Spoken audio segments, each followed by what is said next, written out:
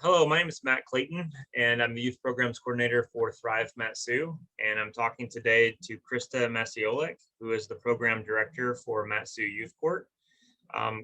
Krista, please share with us the basics of Youth Court. Thank you. Thank you, Matt, for asking me to speak about the program. So Mat-Su Youth Court has been in existence since 1996. It's umbrellaed within the city of Wasilla.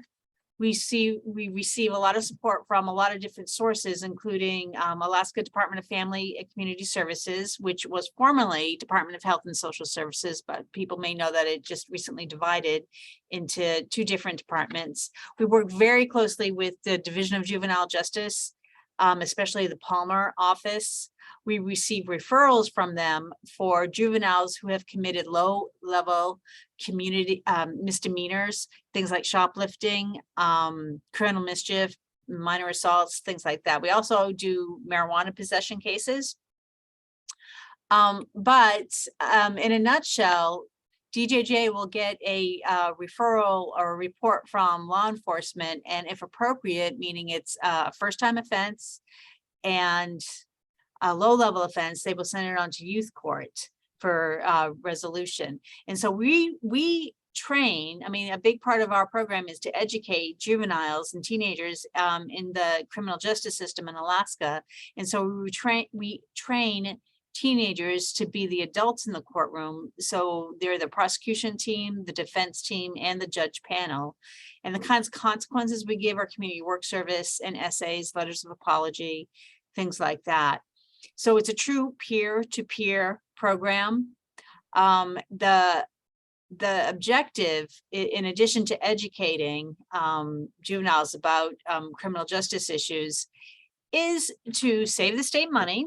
I mean, that's another big part of it, because you know, Division of Juvenile Justice can only handle so many cases, and to give back to the community. To, you know, teenagers oftentimes don't respond well to adults telling them, you know, maybe how to behave or what to do or take their advice, but they will respond much better to a peer when a peer says it. And on that note, our statistics are very good. 10% of the juvenile offenders that come through the program and complete the program do not reoffend. So our statistics are very good. We are a tried and true program. And as such, we have had a lot of community support, for which I'm very grateful. Well, I know that Thrive is grateful for what you guys are doing, and it's awesome to have a coalition partner who has the data behind the fact that your program's working and helping. I know that substance abuse is one of the main infractions that students are getting in trouble for, and so to have that data to know that you guys are making such a powerful difference in our community is great. How long have you been in this role? So I have been program director since April 2019, so a little over 3 years. Before that, I got involved. I was a volunteer legal advisor. That was starting probably 2004. So for quite a long time, I volunteered to be at the hearings as they were taking place, and just to advise on, you know, legal issues that might come up. I also volunteered to teach the class for a number of years. So since 2004, I've been involved, but since 2019, I've been the program director. Nice. What would you say the joys and challenges of running the program are?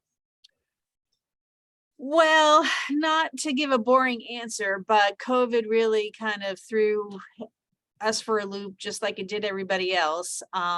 So we're still not back to the baseline that we were before, but we, you know, it was a big lesson on adaptation, and, you know, maybe making do with less volunteers, less, I don't know, just pivoting to being flexible, learning how to be flexible, things like that. But beyond COVID, you know, teenagers, they're so busy right now. I mean, it's a joy to work with the teenagers, and it helps, you know, I love learning new things like the slang, I don't have children myself, so they kind of keep me up to date on the latest music and movies and things like that. That's a true joy. But they're so busy too. I mean, it's just kind of a challenge getting them all in one place at one time. That's just an ongoing challenge. So, and one of the big frustrations can be too that when, that's what the student attorneys I'm talking about, with the juvenile offenders that come through the program, they, when they don't complete, I don't know, it's a little bit heartbreaking, because we're trying to give them that break, that leniency that they deserve. Right. For a first-time offender, but when they don't take it seriously, that's kind of a disappointment. Yeah, absolutely. The whole reason you're doing this is because you're trying to provide an easier path for them, and then when unfortunately some students have to learn things the hard way, and that's definitely painful. Mhm. That's right. What would you say the benefits to our community are by providing this alternative route to juvenile justice? Well, a big part of the consequence that we give is community work service. So every juvenile that comes through the program is given at least some hours of community work service. It can be, anywhere from 12 hours to 40 hours. So literally thousands of hours of community work service are given on an annual basis in this community. Valley Recycling Center is a very popular place for students to do their community work service. They're just super nice people. But the animal shelter, the thrift stores, any food pantry, students can do it through their church or through their school.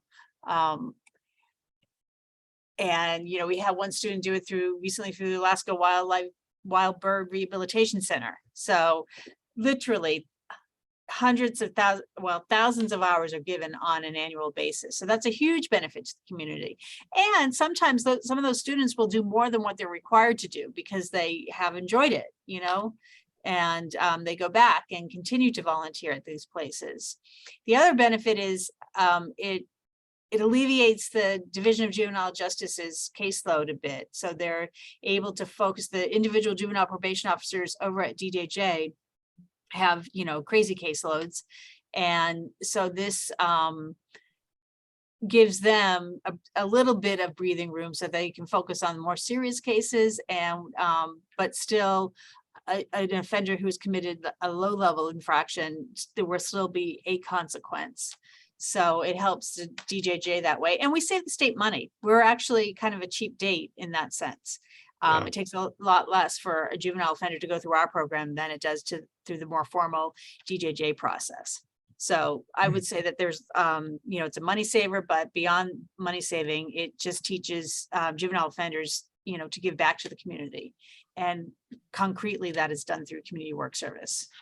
Yeah, absolutely. Well, and just to reiterate your success rate, and just thinking back from my days at my house and seeing when students, unfortunately, when they would get involved in the juvenile justice system, as there's a lot of great people who work there. Mm-hmm. Unfortunately, though, getting involved in that system can often stigmatize young people, can often lead to repeat offenses, and can often provide just as much of an education on how to be a better criminal as it does on how to not be one. And so I think, just to reiterate that aspect of your program, that you're literally preventing many of these students to growing up and becoming career criminals, after just doing after making some poor choices. And so again, we're very grateful for that. How many young people are involved on the court side of youth court? How many young people are involved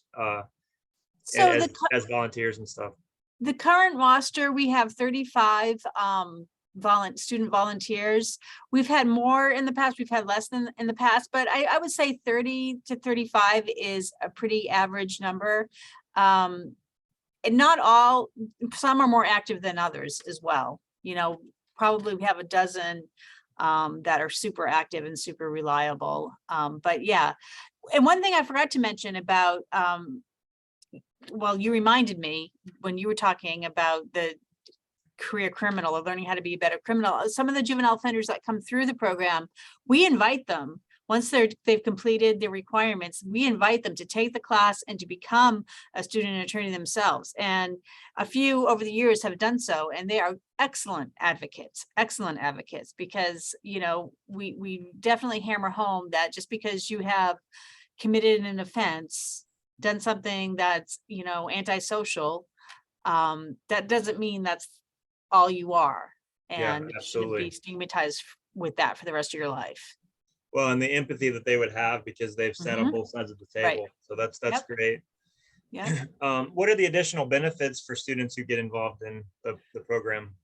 So students who get involved, one thing, so they take a week long, they're required to take a week-long law class. I'll give a plug for the next law class. It starts September 26th to the 30th. It's 3 p.m. to 6 p.m. Monday through Friday. We're going to hold it at the Wasilla Public Library. And on that Friday, you're required to take an exam and pass with 70%, and then you will be sworn in as a student bar association member. If a student attorney provides 94 hours of volunteer service to the program, they are eligible to receive 1/2 high school credit. And that is done, you know, there's a school district form, I sign off on it. It's my understanding that that goes towards an elective, a social studies elective. So that frees up the student to do something else with, you know, for that requirement. The other big benefit I have seen over the years is public speaking. The student attorneys really become very comfortable speaking in public, which is huge. It's, you know, speaking in public, everyone is nervous. I mean, outright terrified when they have to start doing that. So this gets them, you know, comfortable in a public setting by speaking in public, and, you know, kind of overcoming that initial, you know, fear of public speaking. So that's a huge benefit. The other thing is it looks great on your resume. So colleges love to see something like this, but not only colleges, even if you're going into the, you know, you're applying for jobs as a teenager, they see that you're involved in the community. It just looks really great on a resume. So those are some concrete benefits to the student attorneys who volunteer for the program. Nice. So if we have a young person who wants to get involved, what is the minimum age and what are the next steps? So 8th grade, we recruit 8th grade to 12th grade. We have had some 7th graders, and we do it by grades. That seems to work out a little bit better. So 14 seems to be an ideal age. I wouldn't say, you know, wouldn't reject a 13-year-old who wants to be part of it, but part of the program. But we focus on that 8th to 12th grade range. And like I said, 9th and 10th grade is an ideal age to get involved in the program. Perfect. So we're going to, in the notes on this video and then also in the newsletter article, we're going to include some follow-up information if anybody would like to get involved. And Krista, I just want to thank you again on behalf of Thrive for all the work that you guys are doing to help your students in a positive direction. We're proud to have you guys as a Thrive Coalition member, and we're so grateful for the work you guys are doing. So keep up the good work. Thank you, Matt. Thanks for all you do.